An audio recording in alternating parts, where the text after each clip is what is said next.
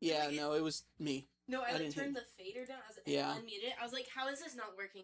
Yeah, I'm so sorry. There.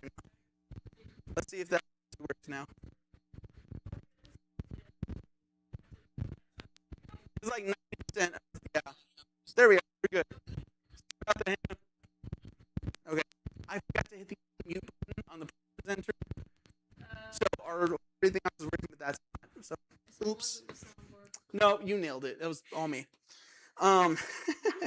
Again, they might have looked at Paul and thought, hey, you don't have the credentials to be this mean to us, Paul. You're not Peter after all. Chill out, right? And this may have led them, again, to demote Paul from apostleship to simply second-rate leader, lesser authority than James, the brother of Christ, or Peter, the great apostle. And their aim in this is no doubt to free themselves from the condemnation that Paul was giving them about how wrong their actions were. So Paul opens our chapter refuting this thought process, not so that he can exalt himself, but so that the message God has given them through him would not be seen as null and void and pushed off. Paul says that he's not being forced to come to them. He's a free man. If you saw somebody show up to your house, right, help with lawn work, and then you're like, well, you're not doing it right. And they turn around and go, you know I don't have to be here, right? I'm not on your payroll, not a slave. I could be at the beach. I could be in my armchair. I'm here to help you. Paul's giving them that attitude going, I have my freedoms. I could be anywhere else doing anything else. And yet I'm here serving you. He says that he's an apostle, which again is someone who receives their sending out directly from Christ Jesus. And he says, I did directly meet Jesus on the road to Damascus. Paul's testimony is not that he heard a really good sermon and then felt like, oh, I should go do that. He got preached directly to by Jesus, who says, hey, I'm going to knock you to the ground. I'm going to ask why you're persecuting me and give you your next instructions to go to this town and wait. And that's how he's commissioned, right? He goes, I've met Jesus. I've dealt with him face to face. Not only that, but again, the church of Corinth is the after effect of the sending out that he was a part of.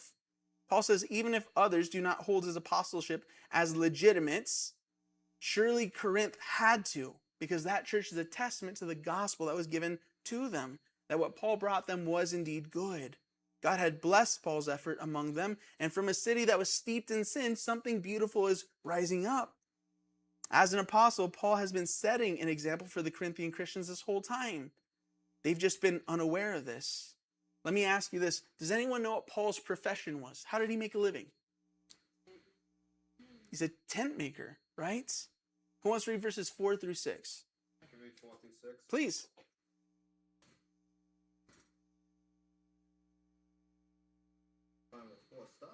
You're good. Do we have no right to eat and drink? Do we have no right to take along a believing wife, as do also the other apostles, the brothers of the Lord? I'm jumping all over the place. You're good. Other apostles, brothers of the Lord and Cephas, or is it only Barnabas and I who have no right to refrain from working? Beautiful. What is he telling them? Everyone else is working. Why can I? He goes, look, do we not have a right, a claim to food and drink, to some sort of provision as we're here to serve you? He says, do we not have the right to take a believing wife along with us? Provisions for our spouses. As do the other apostles and the Lord's brothers and Cephas. That's Peter. He's going, listen, this has already been established. Peter's not working a 9 to 5. The apostles are not working 9 to 5 jobs. They're being provided for by the church. They have a right to do that because of their work. And then he turns around and says, but guess what? You're looking at us like somehow I and Barnabas are the only ones who do not have that right. And somehow we're going to be forced to work for a living, and that, we should be having to earn our keep. Paul and Barnabas had been denying themselves what others were rightfully receiving.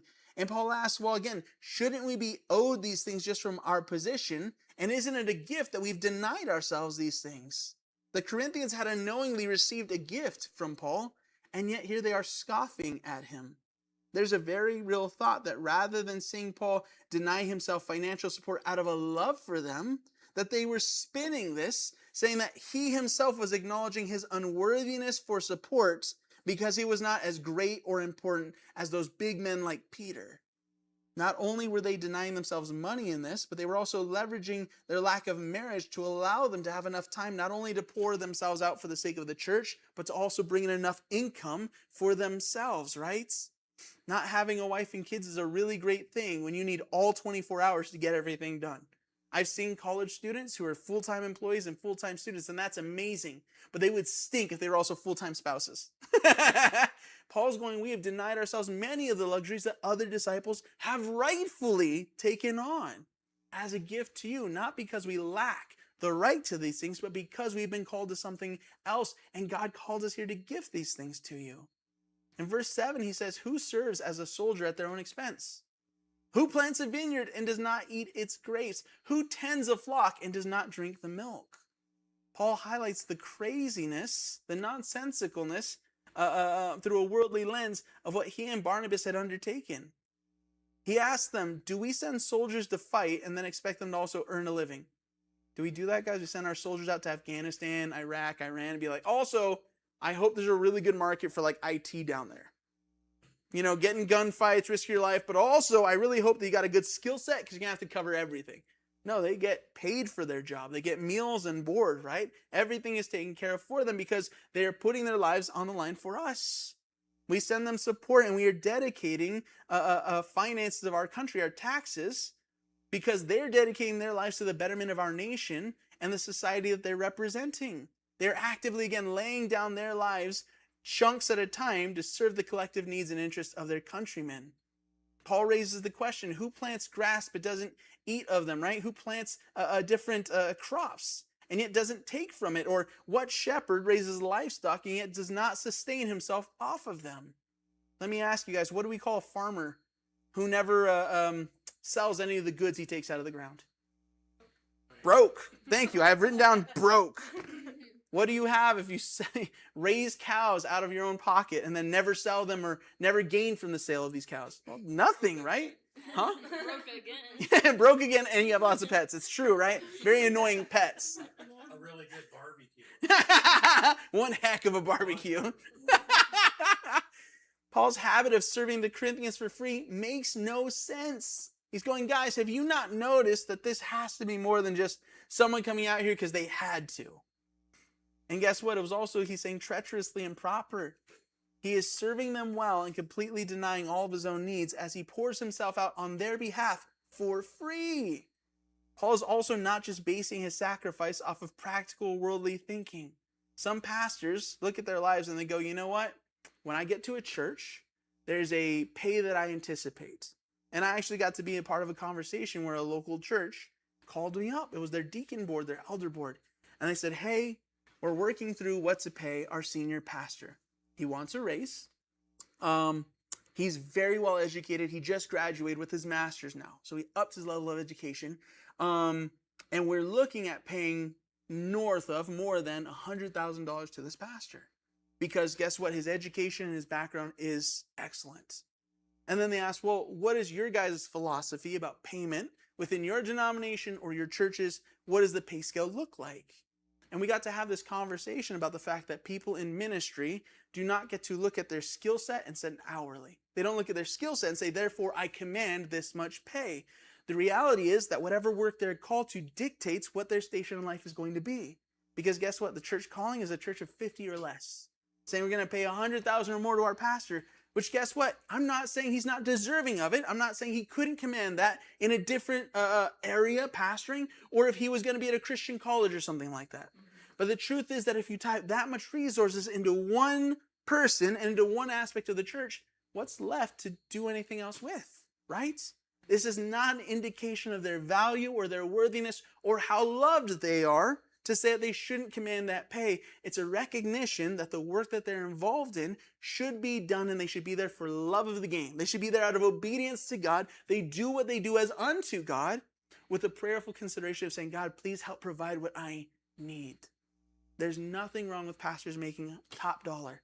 But guess what? They should be in a very large church where there's a lot of other assets going to other things. And a lot of times those pastors as well, when they have high pay, they're writing books and other things like that that also contribute to either their own personal income, which takes weight off the church, or they shift that income into the church itself. There's a pastor who makes, I think, $240,000 to $280,000 a year, last I read. And people approached the church and went, why does this pastor get paid more than $250,000 a year when all he does is just preach the Bible? Isn't that wrong? Shouldn't he be giving the money away to the poor? And he went, well, actually, he wrote X amount of books, and then he gives all of that money to the church, and it's in excess of $400,000 a year. And then he takes $280,000 of that as a paycheck from the church. The church actually pays him nothing from tithe money, and actually is still receiving money from this pastor, from his own work, of the things he had written off the clock away from the church.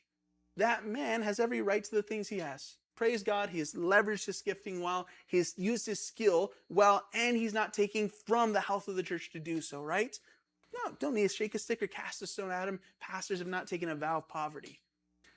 Yet at the same time, equally so, when a pastor comes into a place that is smaller, humbler, does not have a best-selling book in the New York Times, something like that, well, guess what? The realization is we have to follow in the example of Paul. Paul came to a place and said, I will take nothing because the work is worthy of being done. That is a beautiful and necessary mentality for anyone coming into ministry. Likewise, the attitude of the church should be somebody is laying down their life on behalf of, let's say, Hannah over here, I'm going to embarrass you, the kids in our community through the after-school program or kids ministry or different things like that. Cade Northcutt, the youth in our ministry, going to things off the clock left and right to try to pour into these children. They're not just simply doing something on Sunday mornings where they put their little stamp in and then they leave. This is a life-deep, a soul-deep commitment to these people and to help the church succeed. Guess what? That is worthy of some considerations, and it is the honor of the church to be able to enable these people to fully use their giftings to serve God. Beautiful, amen. And there's that balance. It's not the minister or the ministry saying, we need more money. And it's not the church saying, well, you'll do it for free, so we're not going to pay you. The church looks out for the minister, and the minister serves faithfully the church because both of them should be seeking to honor God, right? Paul gives a beautiful mentality for this process. Both are supposed to be living as that living sacrifice. The minister with the gifting of preaching or discipleship or outreach, praise God, use it to the fullest leverage you can to please God and to impact the people around you. And for the church that is blessed with some financial capability, praise God, leverage that to allow that person to do the maximum amount of damage for the kingdom of God that they can, to go out there and make the biggest difference, right? In verses 8 through 11, Paul says this, do I merely say this on human authority? Is he saying, am I bluffing? Am I making this up to my own benefit? Again, he takes no paycheck from the Corinthians. He says, doesn't the law say the same thing? In verse 9, for it is written in the law of Moses, do not muzzle an ox while it is treading out the grain. Is it about oxen that the Lord is concerned? He questions. Do you think God's really fretting? He's like, man, that donkey needs some wheat. He's just working too hard. Man, that cow needs to be fed better. It gives milk. You think he's really concerned with how the oxen is doing, or is this a principle that's being given? Verse 10, he says, surely he says this for us, doesn't he? Yes, this was written for us, because whoever plows and threshes should be able to do so in the hopes of sharing in the harvest. Verse 11, if we have sown spiritual seed among you, is it too much that we reap a material harvest from you? Paul has a biblical claim to the support of the Corinthians. And I think the picture of labor here is apt. I'm, again, a bit compromised in my position since I'm a pastor. So again, I could be preaching this, being like, so pay your pastor top dollar. Definitely annual rate, quarterly raises if you... It's not what this is meant to be, right? That's not the hope in this. Teaching this message is a bit hard for that reason, but when we read these verses, it's again not one-sided. The picture Paul uses is an oxen treading out grain. This would be an animal walking over grains with a huge board behind it that helped to strip the grains from the stalks. And this job was done by large animals because the work was difficult. And I think that sets a standard for those who are going to be in ministry. Pastors, ministers, children's ministry directors, youth directors, whatever you're going to be, worship leaders. The load is not meant to be part-time while you receive full-time money. The load is not meant to be easy, and that's why everyone does it, so you can turn a good return. The calling of ministry is meant to be something weighty, not burdensome, not you're going to die from this weight, but it is meant to be something that you look at prayerfully and go, God, I need you to help me sustain myself. It is meant to be something that you put your back into, that you do with intention, right? This passage doesn't just highlight the fact that missionaries, pastors, and evangelists are worthy of support, but it also sets an expectation for the mentality and work ethic of the people who serve in those capacities. Those who are in those positions are not meant to take provisions from God and to do so flippantly. And I wish to tell you that everybody that I get to work alongside in this ministry has done their very best to set a good example of that. Contrary to popular belief, pastors do not work once a week. Our other ministry directors do not just check in on Sundays, and I promise you that if I ever write a best-selling book, write a famous worship song, or if I hit the lotto, I will work for free, okay? I will continue tithing off principle. I will live on dividends, and you'll see me here every day just like I am now, because again, it's not about how much money can we make, but rather, can we do what we are called to as often as possible, right? So I'll show up on Mondays at 9, all the same, or 9:15, because I have kids and sometimes I'm late. That's not allowed. Yet here we find Paul, and he's in a different position as well. He's preaching truth, and yet guess what? No lottery hit. No best-selling book yet. He doesn't draw dividends off the Bible. I don't know if we're aware of that. His royalties are not good. And yet, he's also allowing himself to be unpaid. Why? Well, because again, he's serving as the proof of the pudding of his own teaching, that laying aside things that we have every right to, just like those liberties we read about in the last chapter, in the pursuit of trying to win souls is always the right choice. He's going, yes, I have a claim to this, and yet you know what? If I took that claim, well, the Corinthians would treat me differently. How do you think the Corinthians would have treated him if he was on payroll and they're having this debate and this disagreement? Yeah, sure. Maybe. As if he wanted to line his pockets more. Could be. I also see a lot of churches that look at people in ministry and maybe they have elder boards or something like that, and they go, actually, you work for us. Who are you to get in my face right now, Paul? Don't you understand that we're paying for what you have? Therefore, how dare you speak to me about my business practices or who I take to court, or you should just be grateful that we allow you to do this, right? And these people were feeling cold and callous towards him. These people had a difficult relationship with him. He's going, guys, I didn't take any pay because it would have gotten in the way of what the work that God was calling me to do here would have been. I have known people who have worked in ministry, gotten paid to do so, and then forfeited their pay while continuing the work. And it was part-time work. It wasn't like a full-time pastor or something like that, in order to better impact the church. Because comments were made. Well, why did that person get paid? Well, why does that ministry leader get financial considerations? Well, don't they know we could really use the money for it? And this person recognized that it's getting in the way of my actual impact. It's robbing the impact of my time and effort. Therefore, I'm going to give less time and have to give less effort because I have to support myself. But I think that the overall effect would be better. And they forfeited their stipend to try to do so. Paul's doing the same thing here, and that is an honorable thing to do. It may not be eternally sustainable. It's probably not in the best interest of a pastor who doesn't have a second career. And yet at the same time, Paul recognizes that he has the ability to do so and does, because his priority is not the paycheck. His priority is the people and the effect that his ministry will have. Who wants to read verses 12 through 14? I'll read it. Go ahead. If others have this right of support from you, shouldn't we have it all the more? But we did not use this right. On the contrary, we put up with anything rather than hinder the gospel of Christ.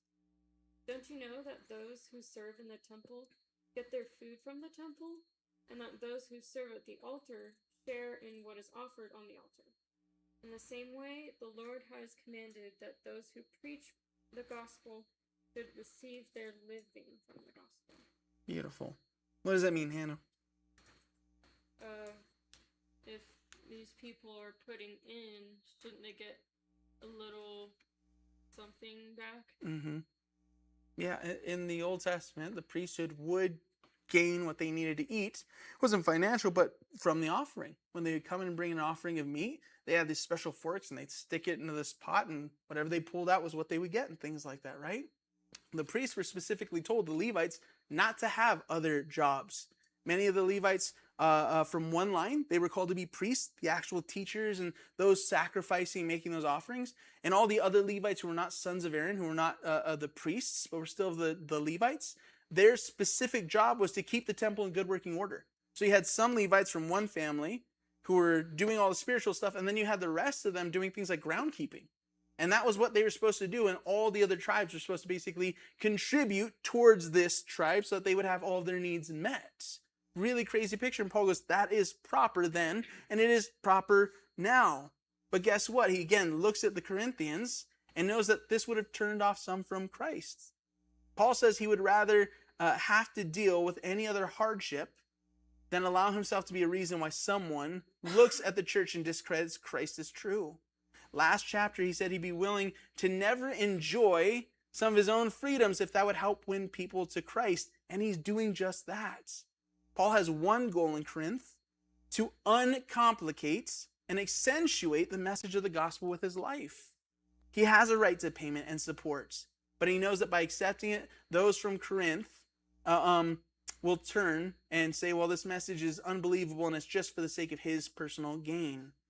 Do you know that Paul actually did accept some assistance from other churches? He didn't completely work as a tent maker, never accepted any funds from anyone. In Acts chapter 20, verse 34, we see that while Paul was with the Ephesians, he received support and they helped to meet his needs. Paul was not opposed to this idea, but he would not allow that support to undercut the message of Christ's death and resurrection. And guess what? This is actually a major role in everyone's life. In every Christian, this is highly applicable. We should be aiming for our example in our lives to uncomplicate the gospel and for our actions and intentions to help invite others into a relationship with Christ. Hopefully our examples and the way that we carry ourselves and the way we treat other people lowers the gates for others to come in, rather than to be held up as a reason why, well, those Christians are just fill in the blank, right? Paul did this and describes it in the following way in verses 15 and 16. Does anyone want to read that? I can. Thank you. But I have not used any of these rights. Sorry. You're fine. Online, if you'll silence your phone. No. Live stream. If you're at home, silence your phone. Yeah. But I have not used any of these rights, and I am not writing this in the hope that you will do such things for me. I would rather die than have anyone just deprive me of this boast. Yet, when I preach the gospel, I cannot boast, for I am compelled to preach. Woe to me if I do not preach the gospel. What do you take from that, Erica? It's a very dramatic passage. I was just reading it, Carlos. I wasn't listening to it. You're fine. I'll read it again. He says, but I have not used any of these rights. All the things he's been talking about. 100%. Yeah. I am not writing this, he says, in hope that you will do such things for me. He's going, I'm not doing this as a woe is me story. I'm not like, well, my car is on a donut and my medication's just so expensive. And no, please don't take up an offering for me. You missed that guy right there. Make sure it goes by him. None of this stuff, right? He's going, I don't want you to suddenly do this for me. He says, I would rather die than anyone deprive me of this boast. He's going, look, this is none of this woe is me. This is no like patting myself on the back. He goes, if you approach me with money, you might as well approach me with a sword first. All right. I'd rather you take my life than take this away from me. He says in verse 16, for when I preach the gospel, I cannot boast since I am compelled to preach. Woe to me if I do not preach the gospel. He's acknowledging what we said before. He's going, listen, I'm not doing it for you. I didn't show up to Corinth and go, you know what they really need? The gospel. So I guess I need to preach the gospel now. He's going, this is what Christ has asked me to do. If I didn't do it, I'd be sinning, right? I've been compelled by Christ. It is my calling to preach. Therefore, woe to me. It is my loss if I don't do this. I'm not going to withhold because, well, guess what? The preacher needs $75 more to finish the sermon. Well, guess what? I can't travel to see you today. The gas tank is empty. He's not saying, woe is me. I can't afford my third vacation to the Bahamas this year that I already planned.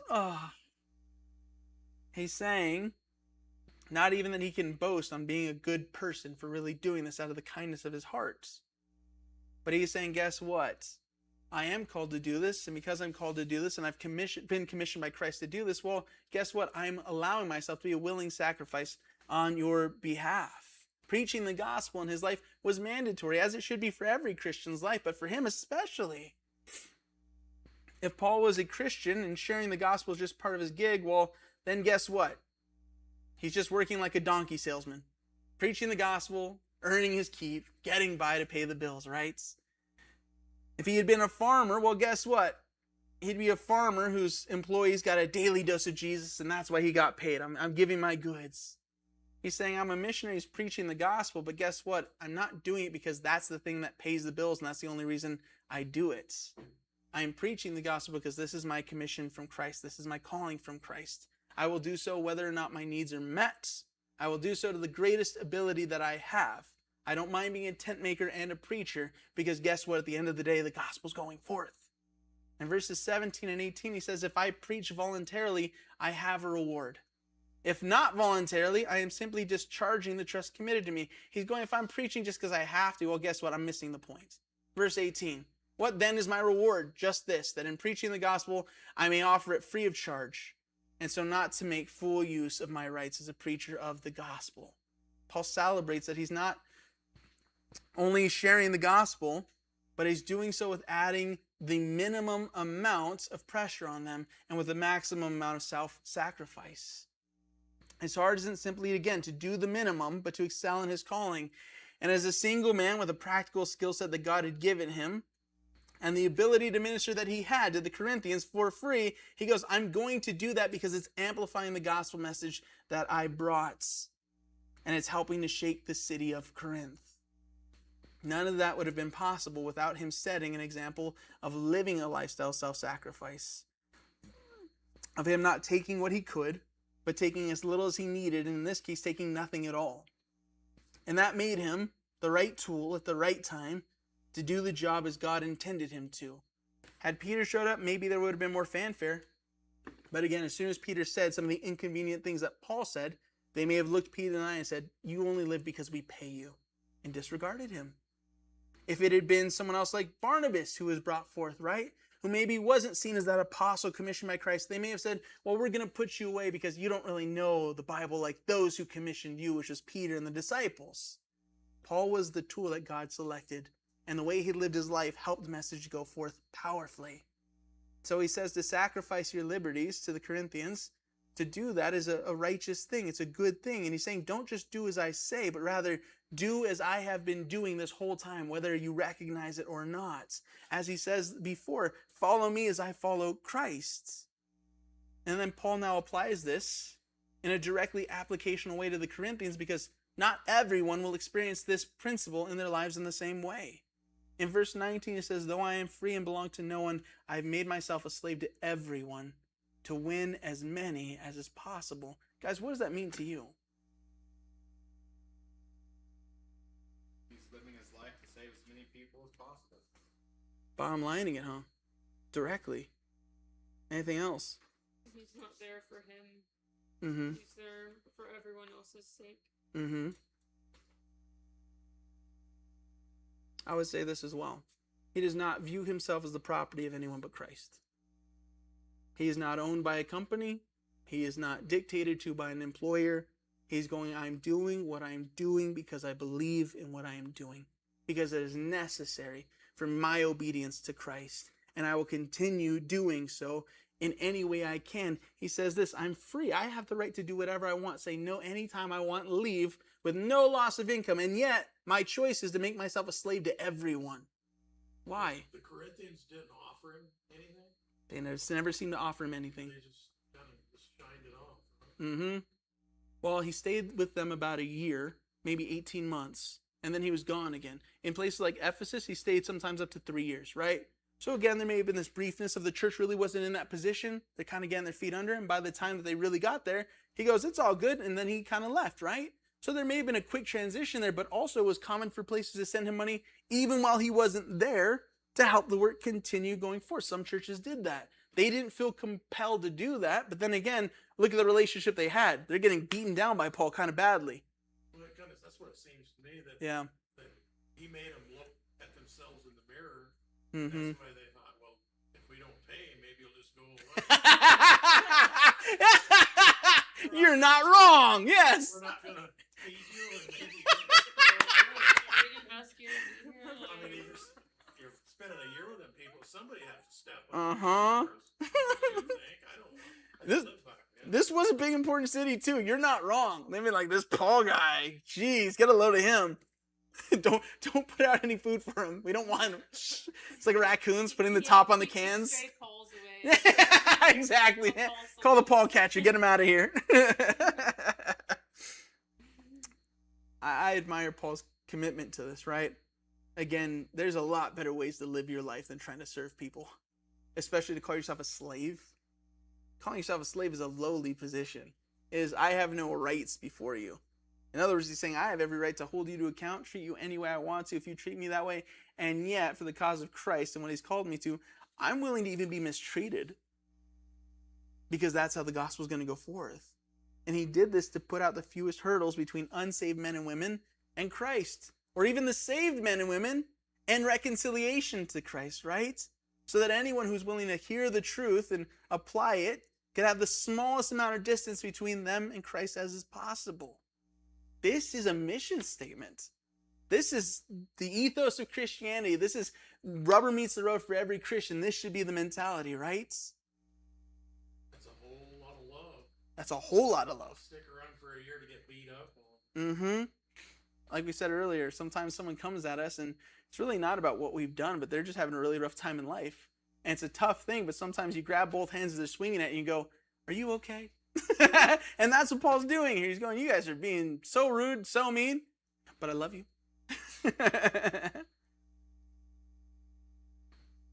It's my aspiration that our church be very much this as well, to help bridge that gap. I hope that this church is never known for preaching politics or enforcing dress codes. You know, again, Sundays we don't pass a tithe plate for this exact reason. We simply want to make it easy for anyone who wants to know more about Jesus to have that chance. Any color, any lifestyle, any voting record, no matter how broken or put together they are, that they simply have the opportunity to hear about Christ and give it a chance. In verses 20 and 21, he says, to the Jews, I became like a Jew to win the Jews. To those under the law, I became like one under the law, though I myself am not under the law, so as to win those who were under the law. Again, this is the religious Jews. In verse 21, he says, to those not having the law, I became like one not having the law, though I am not free from God's law, but I'm under Christ's law, so as to win those not having the law. What Paul is saying is something, again, that is the role of every Christian. Do not become a pretender or a two-faced person, but also do not live your life with so little care and awareness of others around you that you're the reason people are driven from Christ. To the Jews, Paul behaved in a way that they saw proper. He didn't surrender his beliefs or waffle on his message of the gospel, but he wasn't in the back row of church munching bacon because they ate kosher. And that would be, right? He simply wanted to serve them in their limitations and draw their attention to Christ and not himself. Guess what? I have to do a wedding soon.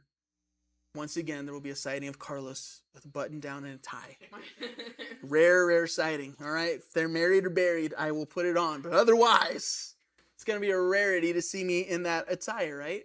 But guess what? If I'm out there in an untucked button down, or if I'm out there in a sweater, there's a lot of people sitting there who are not Christians or go to other churches going to be very distracted from what's going on, right? Am I truly being a blessing to the couple? Am I being a blessing to the family if I'm like, well, this is me, take it or leave it? Probably not, right? So in order to put a good foot forward for Christianity, for this gathering of believers, to try to honor the spirit of what's going on, okay, I'm going to try to be a little better dressed, look the part, act the part, be reserved, maybe not laugh in a high-pitched tenor, and give them the opportunity to make the day about them, right? But then guess what? Paul says likewise to the Gentiles. He's not bragging about his keeping of kosher law or the Jewish laws. He would not wear clothes that showcase his great Jewish bloodlines. He would not speak in the Hebrew tongue. He would speak Greek like everyone else did. Live as anyone else who's a part of the current time and not live in a flamboyant fashion so he would not outshine the message of the gospel that he was bringing to them. He did not want to abandon Christian ethics, but he also didn't want this to become a show of, well, look how holy I am. We're a church of blue jeans and cowboy boots. Whether or not people recognize it, every single week we vacuum the sanctuary because there's dirt. Because someone tracked in mud because they came straight from the field. God bless them, right? That's the kind of church we want. We vacuum glaze off of chairs because kids were allowed to eat donuts and then run around after. Bunch of spilled juices and crackers and everything else. And you know what? If I showed up in a three-piece suit every week, there might be a different way of interpreting what this church is about. So guess what? To my great benefit, I get to wear t-shirts occasionally and quarter zips and maybe a nice sweater, and maybe I dress a little too down, I don't know, but trying to extend the hand to those who maybe aren't churched and give them that opportunity, right? God forbid we walk into a room of 5-year-olds and go, let me speak to you in King James English about God. Well, guess what? Our crowd's not going to understand what's going on, right? Maybe they're very smart. I don't know. But for the most part, they're not churched. Well, saying, hey, Jesus loves you and giving them smaller words is probably the way to go. Paul's going, I became all things to all people, not because I'm trying to be two different Pauls, the popular Paul in the Jewish world and the popular Paul in the Gentile world, but rather I'm trying to love them well. The same thing in the core is the same. The gospel, Christ, the standard of God, and yet the delivery can be different for the sake of the listener. Verses 22 and 23 says, to the weak I became weak, to win the weak.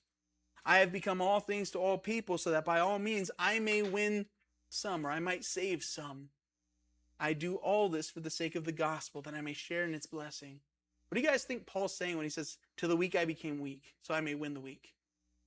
Is he referencing the liberties thing? Maybe so. Explain your idea. Like, I can't remember the exact verse. Mm-hmm. Like, the idea was if someone was uncomfortable with eating, like, the false god temple meat. Yeah. Does it bother them? Maybe because they had a history with that. Become weak to be around them or whatever. Yeah. It's not saying that you're gonna sin with them, but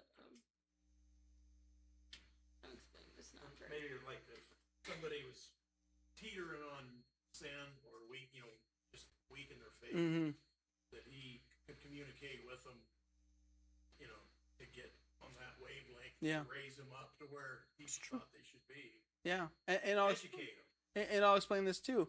In our culture, weakness is often viewed as the least spiritual Christian. We look at them and go, wow, they watch Harry Potter, so, I don't know how strong their faith is, but we'll pray for them. What Paul said in the previous chapter was those who had conflict about eating meat offered to idols, they were the spiritually weak. The Bible stands up and says those who add additional rules to themselves are not doing so necessarily because the Bible commands it. Again, I would compare myself to the weak because guess what? My family has a really bad history of drinking. There's nothing in the Bible that says I can't have a drink, but I know that my family history doesn't bode well for me having a drink because I might go down a really bad path for that. That's not because I'm like, well, that's what God intended for me was to never have a drink. But the truth is that I'm weak in that. My family line at least is weak in that. Therefore, I don't want to test the waters, right? Paul goes, I can become like those who recognize I have a self-imposed rule because I'm weak. He's going, I can also come alongside them and say, I'm not going to enjoy that meat from a sacrifice to an idol. I'm not going to enjoy that liberty because guess what? I want to be able to be inoffensive enough to walk into your life, not stumble you, and help lead you towards the gospel, right? So he just had consideration for the Exactly. weakness, Exactly. so he could communicate with them. Exactly. So guess what? Your friends' kids watch Harry Potter. Okay, well, we're going to exist in a world where they wear a sweater that says Hufflepuff across it and love them. Guess what? The friends' kids can't watch Harry Potter and yours love it. Well, maybe we leave our regalia at home and we love them well, right? That's all Paul's saying. He's saying that our lives are like a billboard. As Christians, that billboard should say something like Jesus saves. But if we aren't mindful, we can start to bring messages to that billboard that obstruct the big message of our lives. Our freedoms can do that. Our favorite causes can do that. Our political affiliations, our personal thoughts and takes on things can drown out Christ's ability to use us as an instrument to save the lost. I'd hate to one day realize that God had me cross paths with someone, let's say in Portland, that really needed Jesus desperately. And he goes, hey, go talk to that person. But as I approached them, they saw my MAGA hat and went, oh, I want nothing to do with that person, and leave, right? Well, guess what? My life in that moment was more proudly broadcasting, make America great again, than it was, can I lead you to Christ? Guess what? Our actions do the same thing. There's some pastors that, you know what? You know more about their sports affiliations than their stances on biblical topics. You know more about what their kids are doing in school than about what God is doing in their lives. We become billboards that are louder about other things than God, or things that may be offensive to others that don't allow us to be the tool that can lead them towards Christ. I'd hate to realize that my coworker was looking for answers to spiritual questions, but I never shut up long enough about the Oregon Ducks to find that out. I would hate to realize that my love of liberties caused an unsafe family member of mine to see me as no different than anyone else at that gathering. Because, yeah, I was a Christian, but all I ever did around them was drink, fish, and have a good time. Paul had honed his life into a weapon against the enemy. He had made himself a dangerous spiritual adversary to those who opposed God because he said, I'm not going to allow the message of the gospel to be drowned out by anything else. Whether that means I'm stripped of my freedoms, stripped of pay, stripped of glamour, stripped of ease. I'm going to willingly surrender these things each and every time that they come into conflict with my main goal, to help others know Christ. Who wants to read verses 24 and 25? Can I just say something real quick? Please, yes, I add. was thinking while we're listening, or you're Mhm. speaking, Paul's approach to that is the humble way to approach it, because Yeah. I feel like where the people who are not experiencing the liberties in my past, it's prideful. Mm-hmm. Like, look at what I'm not doing. Exactly. And so that's a good model for. Well, and again, I love it because our last chapter literally calls those people who we would look at in our society, they go, well, I'm better than you. I would never eat that meat sacrificed to idol. He goes, they're biblically not standing in anything. Therefore, they're the weaker brother or sister. Again, we for some reason think not doing things makes you holier. Oh, I've denied myself. Did God ask you to? All right. Oh, I don't watch football. I would never. Oh, great. Well, I'm leading people to Christ at Super Bowl parties, so I'm not really sure if you're holier than me, right? We sometimes think, again, you deny yourself so, on the I think pedestal. We could miss the opportunities to be in the world, but not of the world. Exactly. By acting that way. Well, and I've said it before and I'll say it again. How can we minister to a world that we can't bear to look in the eyes? If I'm too ashamed of the way the world acts, how can I ever extend myself to love them, right? So yeah, I mean, I eventually one day, Darlene, I'm going to pick on you here. If I walk by the Pikey in downtown Klamath, right?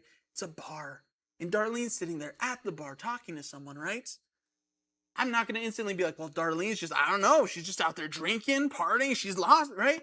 She could be sitting there going, I'm in the world, but I'm not participating in it. I had a drink and I was Just talking to having this. some shepherd's pie. Exactly. They make great food, all right? I have been in the window of the Pikey eating my burger, drinking my water, okay?